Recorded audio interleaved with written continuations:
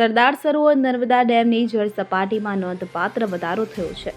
મહારાષ્ટ્ર અને મધ્યપ્રદેશના ઉપરવાસમાં સારા વરસાદને કારણે ડેમમાં નવા નીર આવ્યા છે. હાલમાં ડેમમાં 1,23,686 ક્યુસેક પાણીની આવક થઈ રહી છે, જ્યારે 55,969 ક્યુસેક પાણીની જ આવક છે. નર્મદા ડેમની વર્તમાન જળ સપાટી 131.2 મીટર છે. આ સપાટી મહત્તમ સપાટી 138.68 મીટરથી 8.66 મીટર ઓછી છે. વીજ મથકો પૂર્ણ ક્ષમતાએ કાર્યરત છે. આરબીપીએચ અને સીએચપીએચ પાવર હાઉસ ચાલુ છે. આ મશીનોના સતત સંચાલનથી નદી અને કેનાલમાં પાણીનો પ્રવાહ જળવાઈ રહ્યો છે.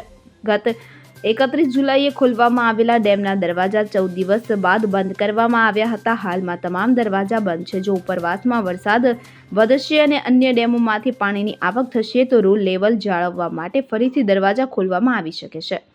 દીપક જગતાપ સાથે CN24 ન્યૂઝ, રાજપીપળા. હવે જુઓ દેશ દુનિયાની તમામ ખબરો તમારી આંગળીના ટેરવે. ઉઠાવો મોબાઈલ અને Google Play Store પરથી ડાઉનલોડ કરો અમારી CN24 ન્યૂઝ મોબાઈલ એપ.